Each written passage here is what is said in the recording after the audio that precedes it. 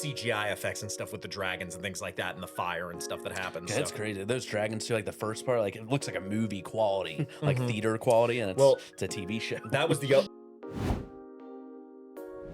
Alrighty, boys, House of the Dragon episode 3. It is out. We just finished watching it. What was your guys' initial first thoughts on it? I thought it was another good episode. too. This season, I think 1 and 2 really started strong, and this one definitely more like laid back, more Game of Thrones ish, like talking and. But I enjoy those episodes too, and I think it kind of sets up again for Political later. movements.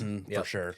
Yep, it's kind of showing a lot of, besides the opening scene, which we'll get into, most of the entire episode, it's just following Rhaenyra, and it's kind of like her first initial setup, her first days as queen now. A lot of political movements and really a lot of like the financial and economic side and just the wants and needs of everybody in King's Landing kind of following her around, asking, like making demands of her or asking her for favors type of thing. Yeah, this episode pretty much, except the beginning, was all at King's Landing, which is usually jumps around to different locations more. But and all talking scenes, like the camera was pretty much just following Rhaenyra and just showing her interactions with different characters all throughout the episode. So we kind of mentioned it throughout the episode. They did a really good job this episode of using like sound effects or like music to make it feel more intense than what it was. Like they were using that like gong sound effect every time there was like a realization of something or like a eureka type moment, I guess you could say. So yeah, I thought they did a really good job with that. Also, another thing was, I don't know if it was just me, I mentioned it a couple times as we were watching it. It seemed like, I don't know if the camera quality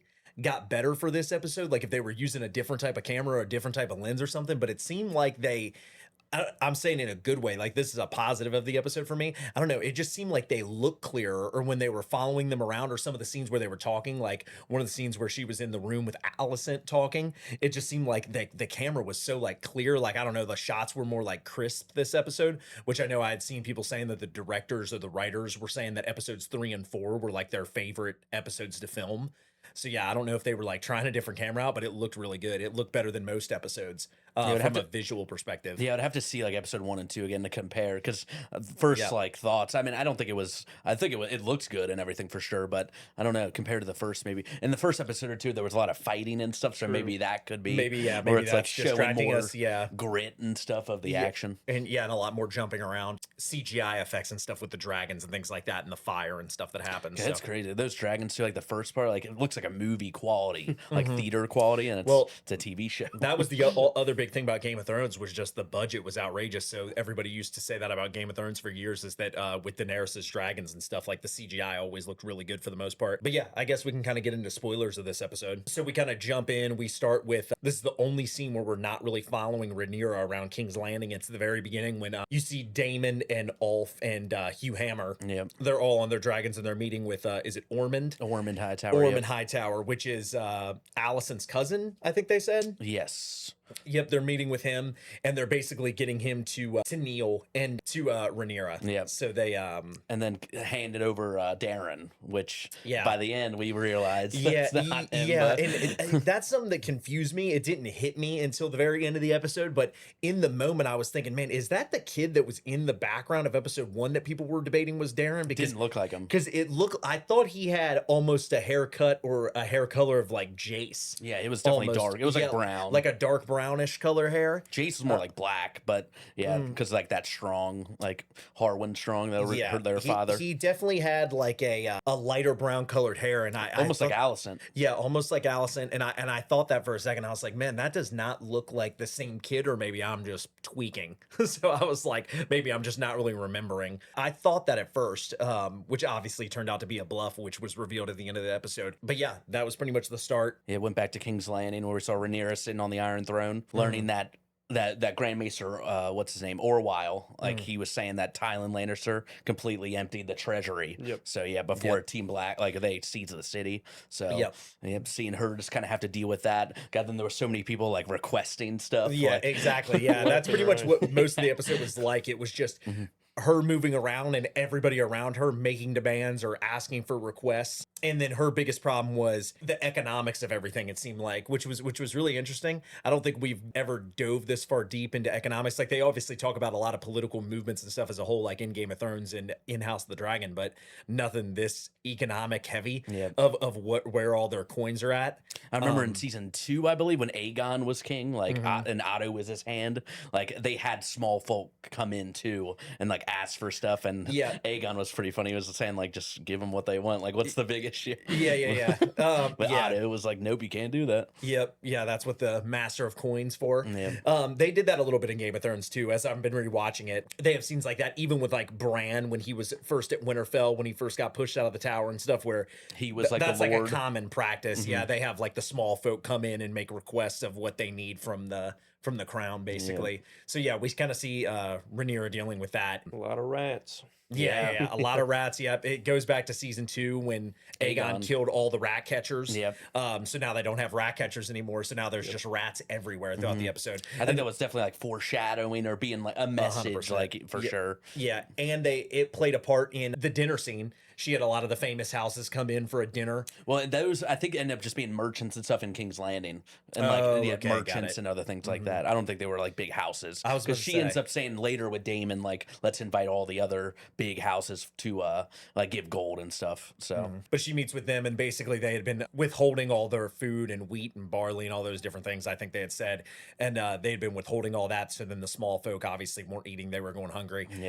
So she serves them all the rats on their plates, basically. And it's like, this is what my small folk were eating while you guys were basically keeping everything for yourselves, keeping everything hidden away. And Rhaenyra's got a really weird thing going on right now. She's like seeing, and I guess it's because I kind of had said this in episode 2. I had said in our breakdown that I didn't know if Daemon was going to be able to mentally get her together to go and even seize King's Landing. And now we're kind of seeing the effects of that now. Like, as she's sitting on the throne or just wherever she's at throughout the episode, it seems like she's almost got, and that's kind of what I was talking about. They did a really good job with the sound effects in this episode, like the ringing in her ears and like the looking around, and she's like seeing these different visuals, like she sees Jace walking towards her at one point. So she's seeing like visions of that. So I think she's reeling from her kids being killed and just kind of the afterthoughts of all of that, I guess. And just like the weight of like her new power and like her role now. And I think her big problem right now is legitimizing everything, because she said she doesn't care about how much coin they have on hand. She wants to be able to just she wants to do an official coronation. And she was like, Aegon's coronation was rushed. Mine can't be rushed. Mine needs to be perfect in order to legitimize my rule. We also saw Corlys throughout the episode, so he's in King's Landing now, her hand of the queen. So and then that ends up happening later, where he asked Rhaenyra to legitimize Alan and Adam, and then she refused. She refused.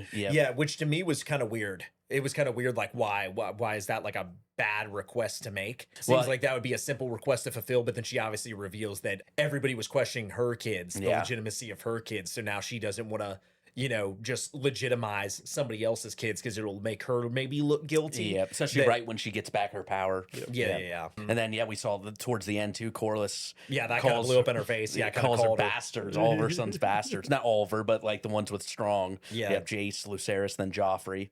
Who she now said to come back to King's Landing. So we'll see if he shows up later. Because he's Joffrey's the rightful heir, right? Now below her because So he's gonna be the next in line. And then Adam, Hugh, and Ulfal got knighted.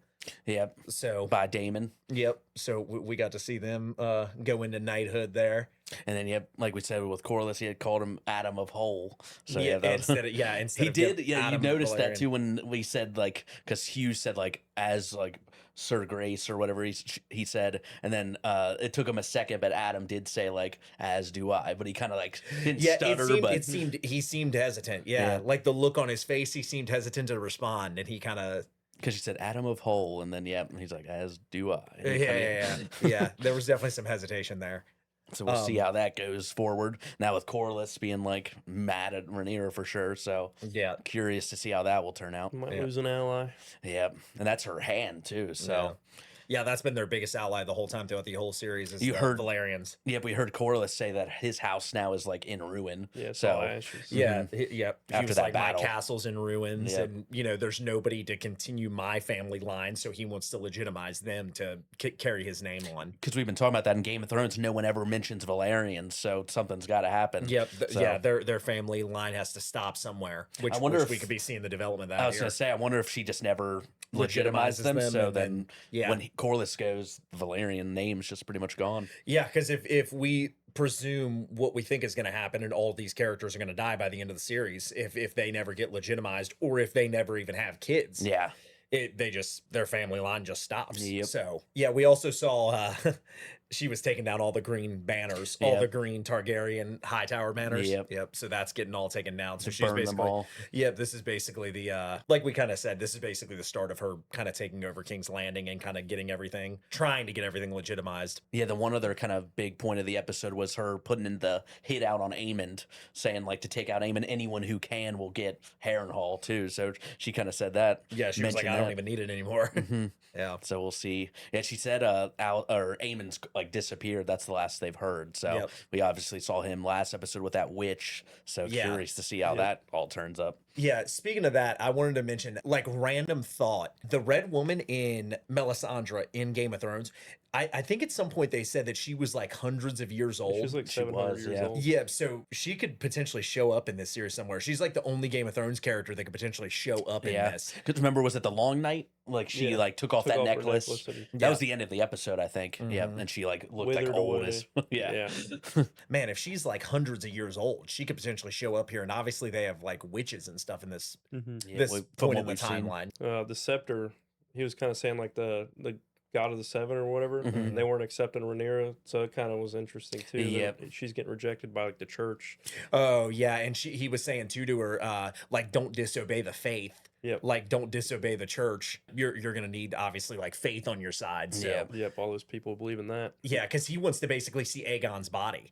So Mhm. they're just telling the story that Aegon's dead already. Yep. Yeah, But even though they have no confirmation. And then, interesting enough, with Sunfire, Aegon's dragon, Daemon had said- made that confirmed it was They dead. had Bela doing routes apparently, Mhm. like doing recon, and that she had said that the only dragon she had found was Sunfire, still laying there, decaying, Said like dead, already yeah. dead. So I don't know if I believe that. I feel like Sunfire. I feel like that's Aegon's whole purpose now is he's like going to find Sunfire, and then he was going to go to Dragonstone. I think that was kind of his route with Laris. yeah. So we'll see. What Well, I happens think with that. Laris had a different like thing he wanted to do, but Aegon kind of just said like, no, we're going like Rook's Rest. Yep. So yeah, I don't know what's Yeah, going to happen we'll there. see what happens there. Yeah, for sure. And then obviously the kind of final thing here, just the big twist of the episode was that Daron was not who he was posing to be, Yep. which we kind of touched on at the beginning here. Yeah, she brings Allison in. Allison wants to see him because this was also the first mention of Castle Black. Yep. In the or just taking the Black to going to the Night's Watch in House of the Dragon. As far as I can remember, I don't think they had ever mentioned anything about the Wall really.